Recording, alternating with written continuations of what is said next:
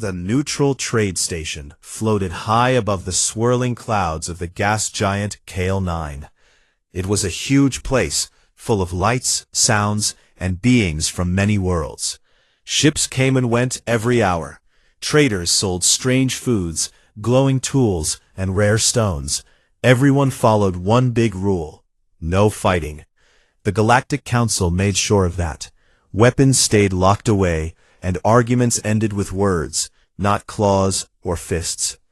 In the middle of the busy central atrium stood a tall holographic display. It showed colorful maps of trade routes across the stars. 8-year-old Lily Carter loved to watch it. She had bright blue eyes and curly brown hair tied in 2 short ponytails. Her small hands pressed against the glass barrier as she tried to touch the spinning planets. She wore a simple blue jumpsuit with her father's engineering patch on the shoulder. Lily came from Earth, a planet humans called a death world because everything on it tried to kill you at some point. But to Lily, Earth was just home, full of green trees, warm sun, and her dad's funny stories. Her father, Daniel Carter, worked as a civilian engineer. He fixed machines and helped build new docking arms for human ships. That morning, he needed to talk to a vendor about spare parts. He told Lily to stay close. "Don't wander off, kiddo," he said with a smile. "I'll be right back." Lily nodded, but the moment Daniel turned away, her eyes locked on the hologram again. A new animation started, bright red lines showing a fast trade path through a nebula. She stepped closer. Her sneakers squeaked on the smooth metal floor. She did not see the tall figure coming toward her. Officer Kazara of the Virex Dominion walked fast through the crowd. She stood over 2 meters tall. Her body had a hard black shell like an insect, with 6 thin legs and 4 arms that ended in sharp claws. Her face had many small eyes that glowed yellow. Antennae moved on her head, tasting the air. Kazara wore the gray uniform of a station security officer. She carried herself like someone who expected everyone to move out of her way. Today she felt angry. A shipment of rare metals for her people had arrived late. The delay cost her unit honor points in their strict ranking system. In Virex society, losing honor meant losing respect, and respect was everything. She needed someone to blame. As she marched forward, Lily stood right in her path. The girl blocked the narrow walkway between 2 stalls. Kazara did not slow down. She expected the small, soft creature to jump aside. But Lily did not notice her. The girl kept staring up at the hologram, mouth open in wonder. Kazara clicked her mandibles in irritation.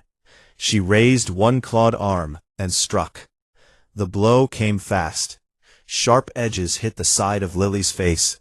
The little girl flew backward and landed hard on the cold deck. Her head hit the floor with a dull thud. Blood came from her lip and a cut above her eye. For a second the atrium seemed to freeze. Then Lily started to cry. It was not a loud scream, but a soft, shocked sob. She curled up on her side, one hand pressed to her bleeding face. People around them gasped. A blue-skinned merchant dropped his tray of glowing fruits. A group of feathered diplomats turned their long necks to look. Station security drones floated closer, red lights blinking, but they did nothing yet. Rules said they waited for a formal complaint. Daniel heard the cry from across the atrium. His heart jumped. He pushed past 2 tall traders and ran. When he saw Lily on the floor, his face went white. He dropped to his knees beside her. "Lily! Oh no, baby!" He lifted her gently into his arms. She buried her face against his chest and cried harder. Blood stained his gray work shirt. Daniel looked up. His eyes found Kazara standing a few steps away. The Virex officer had not moved. She stood straight, claws still raised. "You hit my daughter," Daniel said. His voice was quiet, but every word carried weight. Kazara tilted her head. Her small eyes clicked as they focused on him. "The child blocked my path," she answered, in a sharp, clicking voice. The translator on her collar turned the sounds into clear standard. Under Virex custom, obstruction of an officer requires correction. I gave a light strike only. She will learn. Daniel stared at her. His arms tightened around Lily. She's 8 years old. She's a child.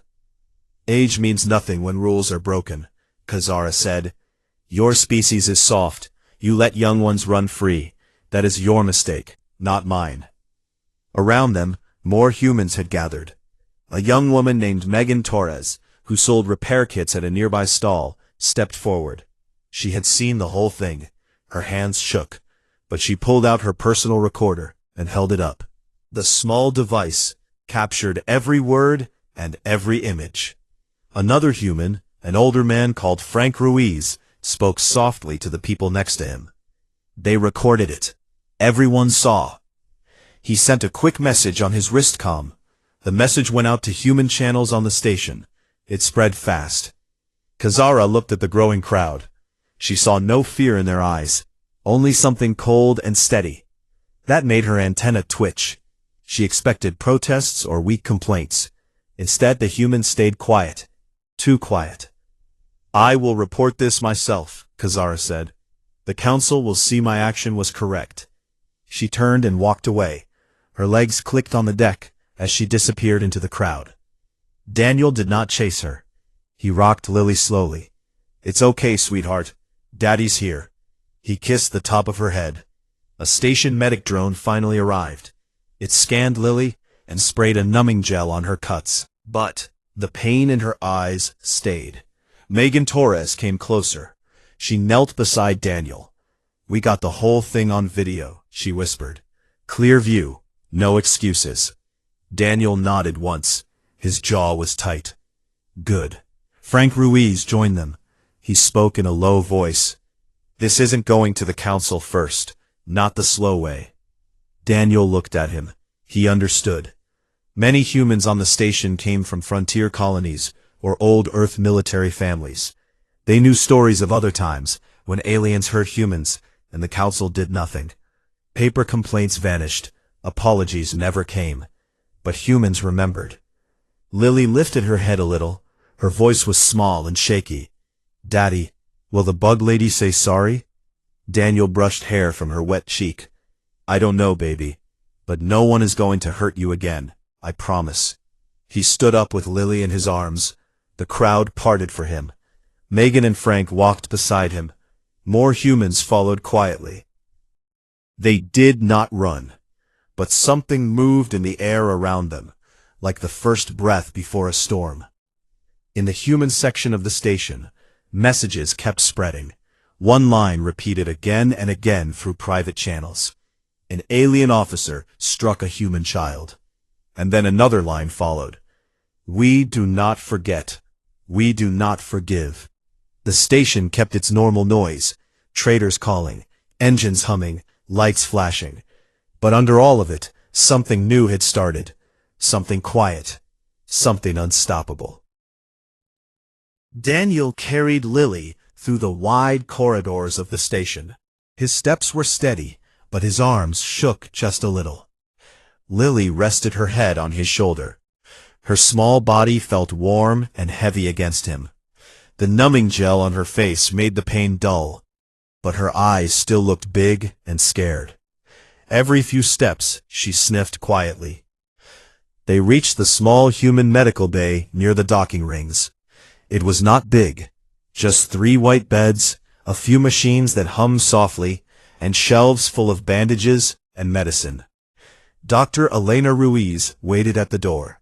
She was Frank's sister, a kind woman with short black hair and steady hands.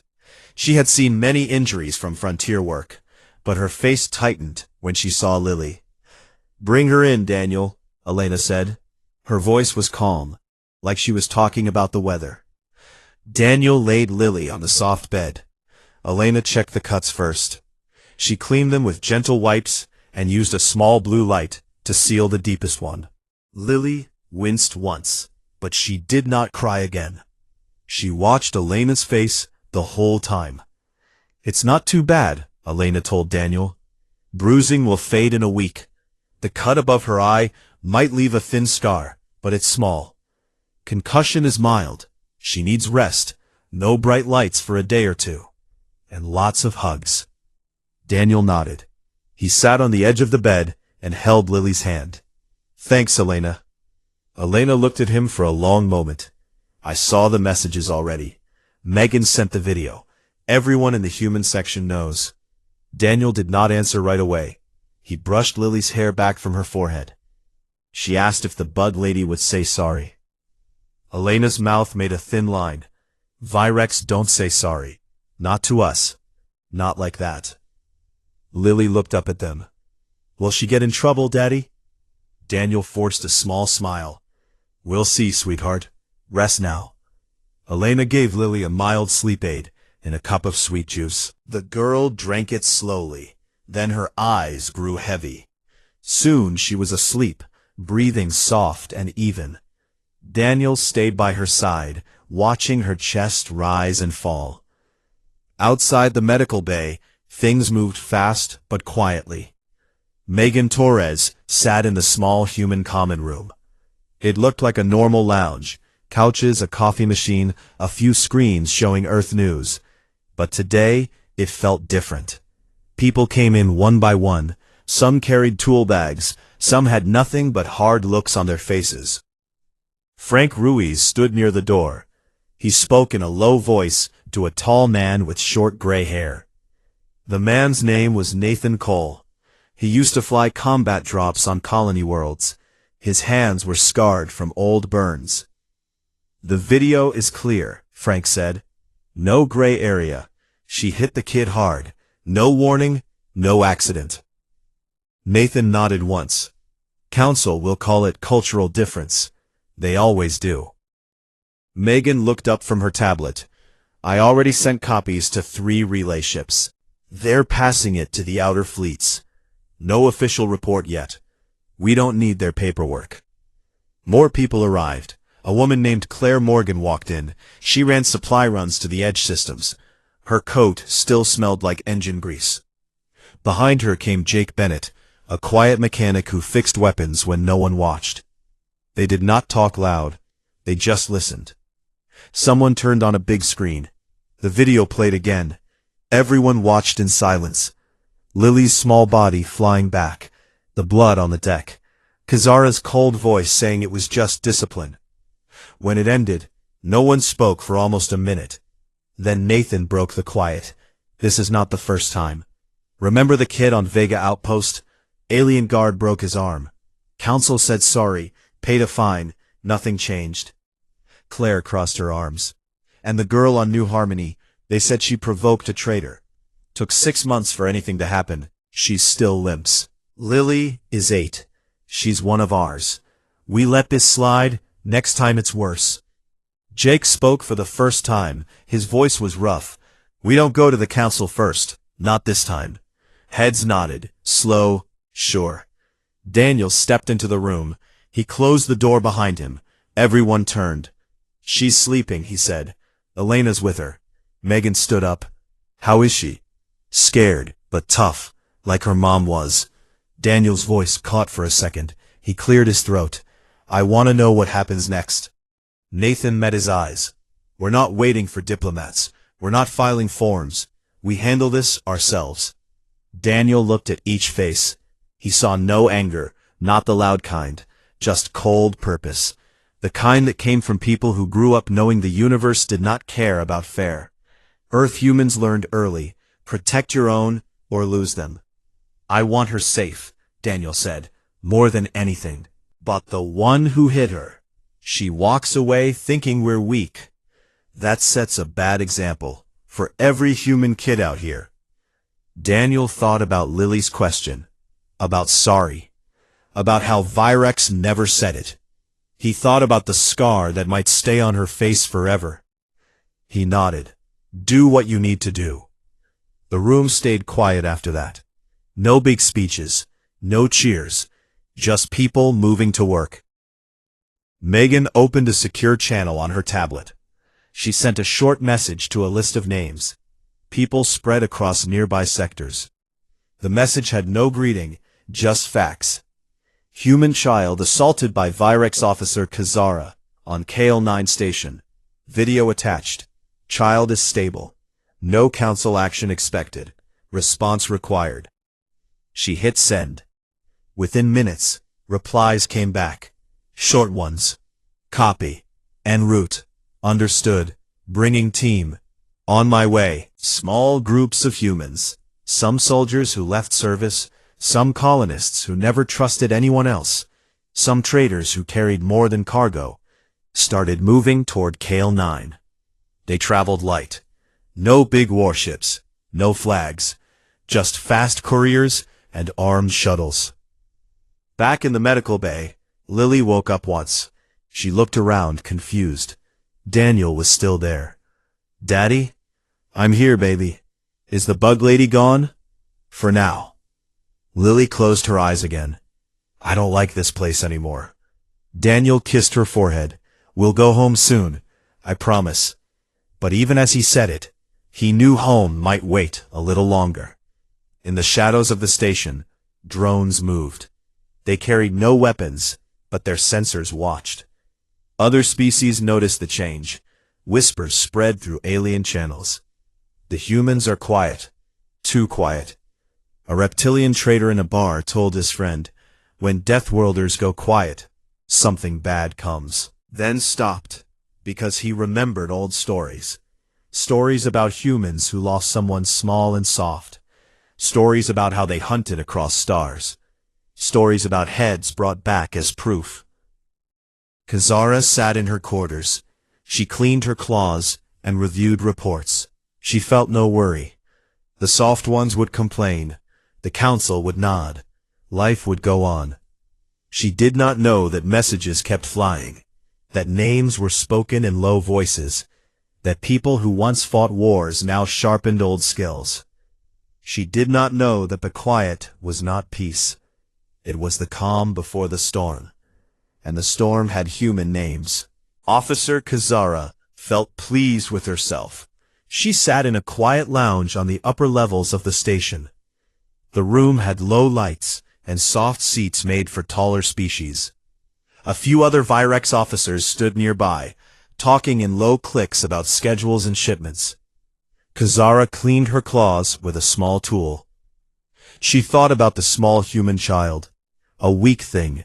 A quick strike to teach respect. Nothing more. The humans would complain, maybe send a note to the council. Then it would end. That was how things worked. She did not notice the three humans who entered the lounge. Ryan Hayes walked in first. He was tall, with short dark hair and calm green eyes. He wore plain gray clothes that looked like worker coveralls. But the way he moved said different. He had spent years in places where one wrong step meant death. Behind him came Olivia Grant. She was shorter, with straight brown hair pulled back tight. Her face showed no feeling. She carried a small bag over her shoulder. Last came Marcus Lee. He stayed near the door. His job was simple, make sure no one left. The Virex in the room turned their heads. Antennae waved. One officer made a sharp sound that the translator turned into words. This area is for security personnel only. Leave. Ryan stopped 5 steps from Kazara. He looked straight at her. Officer Kazara. Kazara tilted her head, her small eyes focused. You know my name. Good. Now leave before I call guards. Ryan did not move. You struck a human child, Lily Carter, 8 years old, on the atrium deck. We have the video. Kazara clicked her mandibles. It sounded like laughter. I corrected bad behavior. Your child blocked my path. Virex custom allows it. The council agrees with custom. You waste my time. Olivia stepped forward. Her voice was flat. Custom does not cover hurting kids. Not our kids. Kazara stood up. She was much taller than the humans. Her shell gleamed under the lights. You soft skins think rules bend for you. Go file your paper. Cry to your weak leaders. I have work. Ryan's face stayed calm.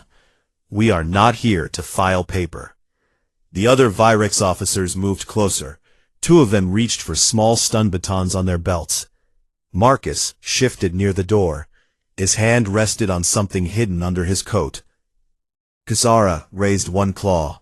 You threaten an officer? On a neutral station? You will lose everything.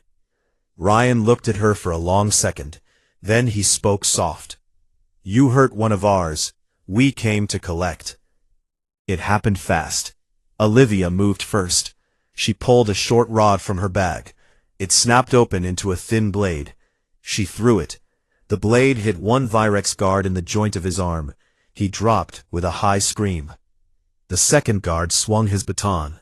Ryan caught the swing with his forearm, twisted, and drove his elbow into the guard's throat plate. The Virex fell choking. Kazara lunged. Her claws slashed at Ryan's face. He ducked low. His fist came up hard into her lower shell. Something cracked. Kazara hissed in pain. She swung again. Ryan rolled away. Olivia was already behind her. She kicked the back of one leg joint. Kazara stumbled. The fight was not loud. No guns, no explosions, just quick, hard moves. Humans fought like they always had. Smart, fast, and without stop. They knew pain. They knew how to give it. Kazara fought well for her kind. She was trained, strong, but she fought one at a time. Humans fought as one. Ryan took hits to block her claws. Olivia struck at weak spots. Marcus stepped in once to stop another guard who tried to run for help. Kazara backed against the wall. Her breathing came fast. Green blood leaked from cracks in her shell. You will die for this, she clicked. Ryan stood in front of her. He pulled a short, sharp blade from his sleeve. No, you will. He moved once, clean. The blade cut through the soft joint at her neck. Kazara's body jerked. Her eyes went dark. She fell forward. The room went still. Olivia wiped her blade on a cloth. She looked at Ryan. Done. Marcus checked the door. No alarm yet. We have minutes. Ryan knelt beside the body. He worked fast. The head came free with careful cuts. He wrapped it in thick black cloth from his pack. The cloth hid the smell and the shape. He stood up. They left the lounge the way they came, through a service hall. No running, just steady steps. Station cameras saw 3 humans walking calm. No one stopped them. Other species looked away. Rumors moved faster than feet. Humans were angry. Best not to stand close. Back in the human section, Daniel sat with Lily. She was awake now. She drank warm milk from a cup. Her face still looked puffy, but she smiled a little when Daniel made funny faces. A soft knock came. Megan Torres opened the door. She looked at Daniel. They found her. Daniel stood up slow. He kissed Lily's forehead. Stay with Megan for a bit, okay? Lily nodded. Okay, Daddy. Daniel followed Megan to a small storage room. Ryan, Olivia, and Marcus waited inside. The black bundle sat on a table. Ryan met Daniel's eyes. It's over. For her. Daniel looked at the bundle. He did not touch it. She won't hurt anyone else. Olivia spoke quiet. We took care of the guards, too. No witnesses who will talk. Daniel nodded once. Thank you. Marcus looked at the others. We need to move fast. The station will wake up soon. Ryan picked up the bundle. We take it to the courier. Straight to Nexus Prime. Daniel thought about Lily. About her question. About sorry. He looked at Ryan. Make sure they see it. All of them. Ryan's mouth made a thin line. Not a smile. Just understanding. They will. Outside, the station kept its normal rhythm. Lights blinked. Voices called.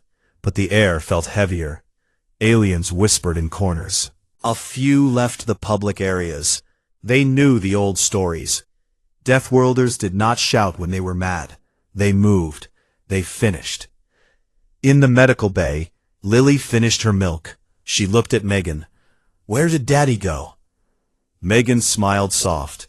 He's taking care of something important. Lily nodded. She did not ask more. She trusted her dad. Daniel came back later. He sat beside her. She climbed into his lap. "Is everything okay?" He held her close. "Better than okay, sweetheart." She touched the bandage on her face. "It doesn't hurt much now." "Good." He looked out the small window. Stars moved slow outside. Somewhere out there, a ship carried a message. A warning. A proof. Kazara had thought humans were soft.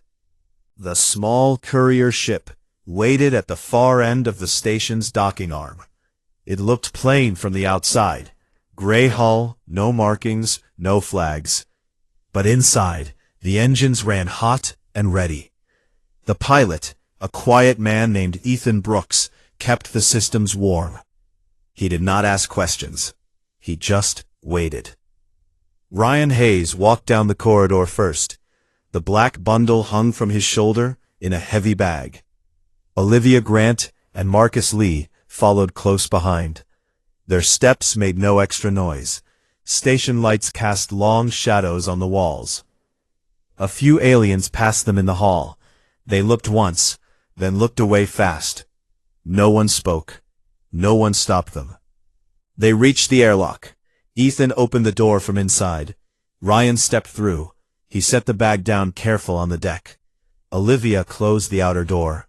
Marcus checked the seal. Ethan's voice came over the speaker. "We're clear. Station control thinks we're a routine supply run. Strap in."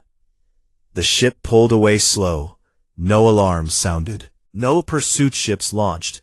The humans had planned every step. They knew how to move without drawing eyes. Back on the station, Daniel sat with Lily in the medical bay. She played with a small toy spaceship Megan had given her. It made soft beeping sounds when she pressed buttons. Lily looked up at her dad. "When do we go home?" Daniel touched her hand. "Soon, sweetheart. We need to finish one thing first." Lily nodded. She did not push. She trusted him. In another part of the human section, Megan Torres watched a screen. It showed the courier ship leaving the station. A green light blinked. Departure confirmed. She sent one short message to the group. "Package on the way. Nexus Prime. ETA 3 days. Replies came back quick.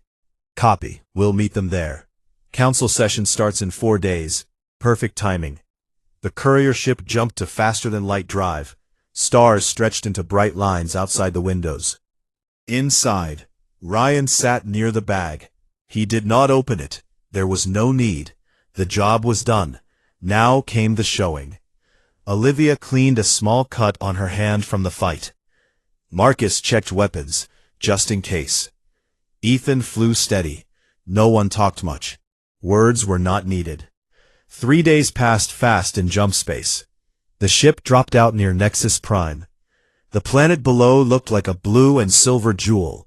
Huge rings circled it. Stations, habitats, council halls.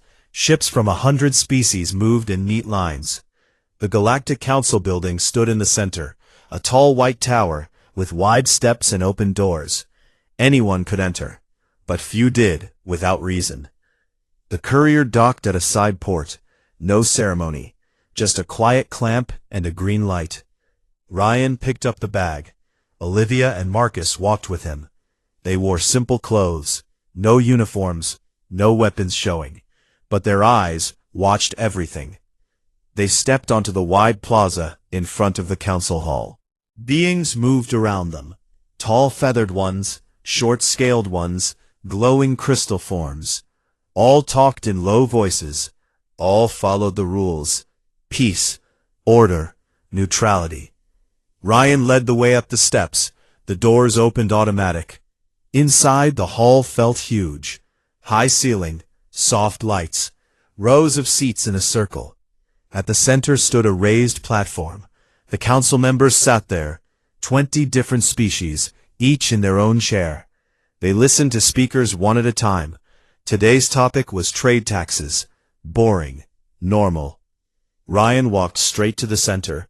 Olivia and Marcus stayed a step behind. The hall went quiet slow. Heads turned. Antennae waved. Eyes narrowed. A tall avian counselor with bright red feathers spoke first. His translator clicked. This area is for registered speakers only. State your business. Ryan stopped at the edge of the platform. He set the bag down gentle. We are humans. We come to speak. Humans have an ambassador. Use proper channels. Ryan looked around the circle. He saw Virex seats. 2 were empty. The others looked nervous. Their small eyes darted. We do not need channels today, Ryan said. His voice carried clear. We bring proof. He opened the bag. He lifted the wrapped shape. Black cloth fell away. Kazara's head rested in his hands. The shell still shone a little. The eyes stayed open, dark and empty. Gasps filled the hall. A few counselors stood up. One crystal being made a high ringing sound. The avian counselor's feathers puffed out. Ryan stepped forward. He placed the head at the feet of the council platform. It rolled once, then stopped. Green blood had dried on the cut edges. This is Officer Kazara, Ryan said. She struck a human child, Lily Carter, 8 years old, on Kale 9 station, under your neutrality rules. She said it was custom. She walked away. We do not accept that custom. The hall stayed silent. No one moved to stop him.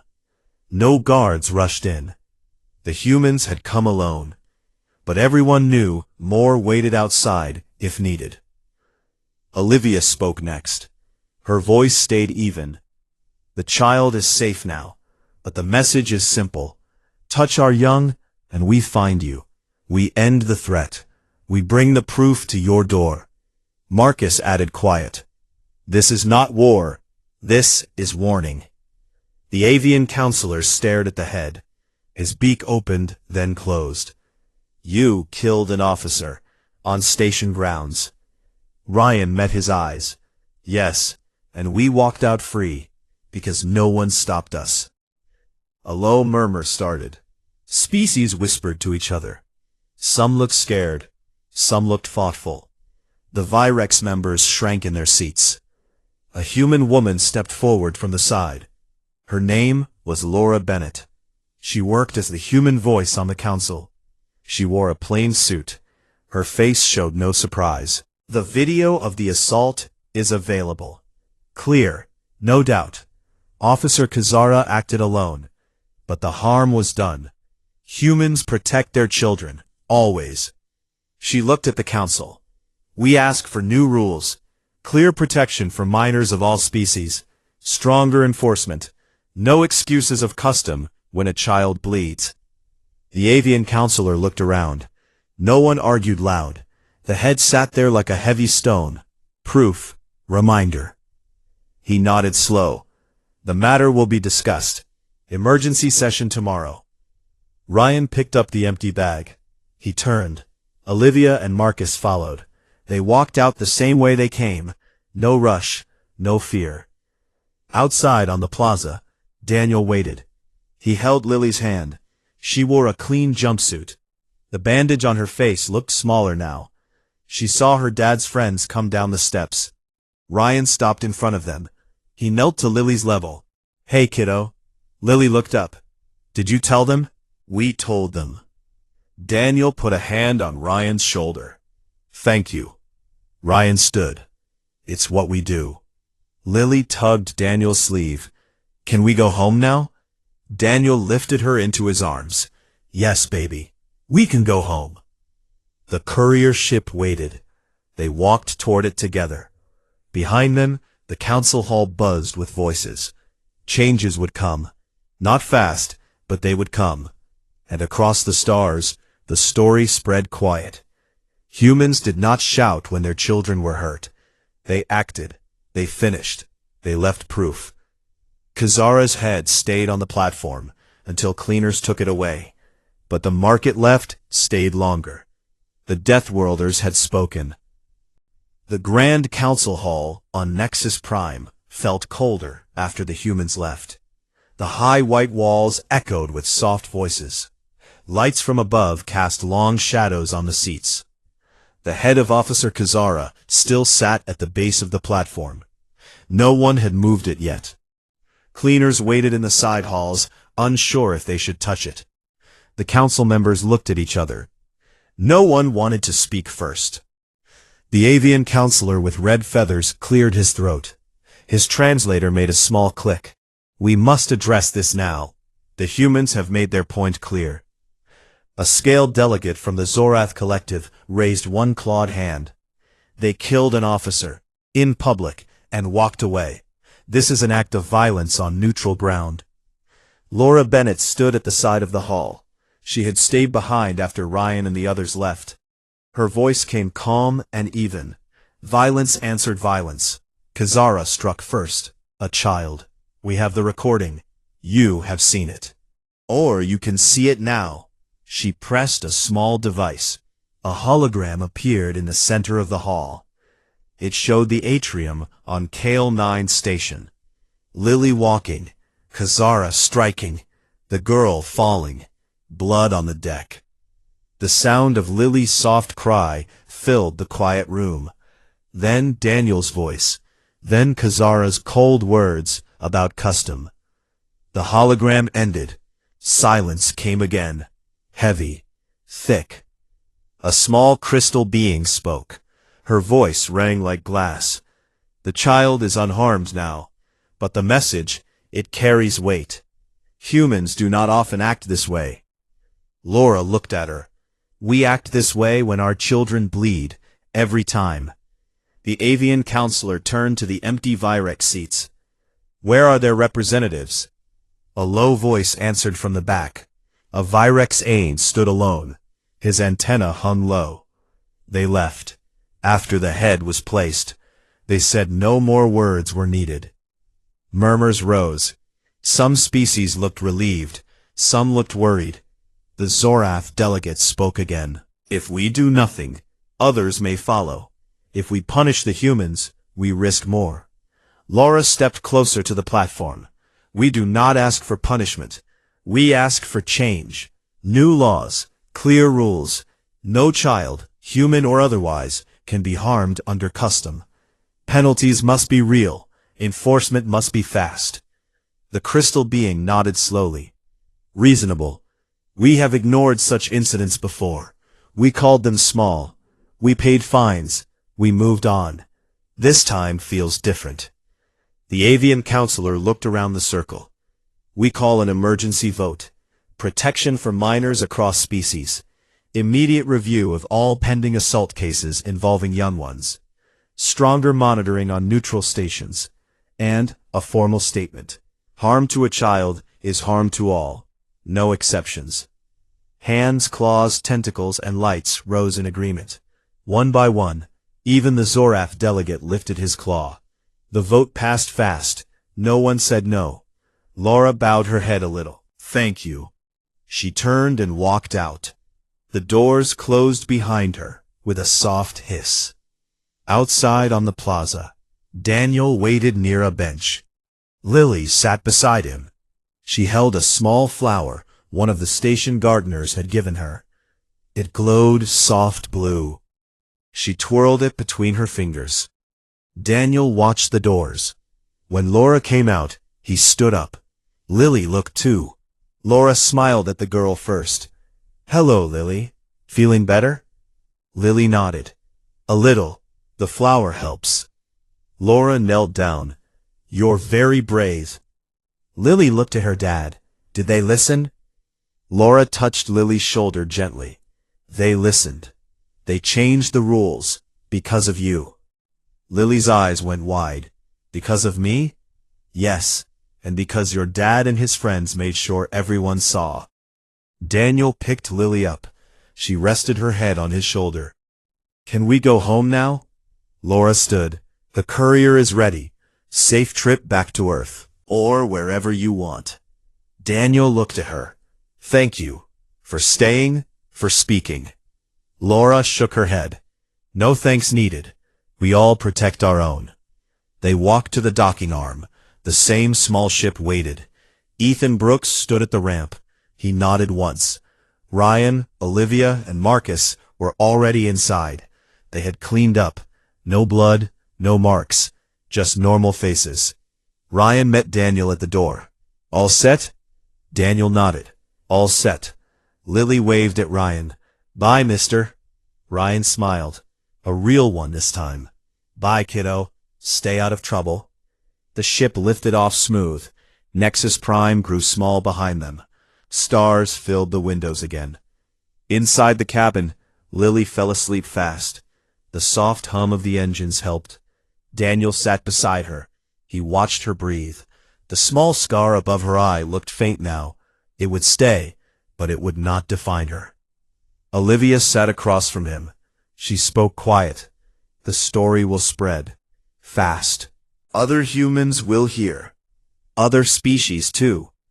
Daniel looked out at the stars. Good. Let them hear. Marcus added, some will fear us more. Some will respect us more. Daniel thought about that. Either way, they'll think twice next time. The ship jumped to faster than light. Space stretched. Time felt short. Weeks passed on Earth. News came in slow waves. New council laws passed. Miners got special protection. Stations added human liaisons.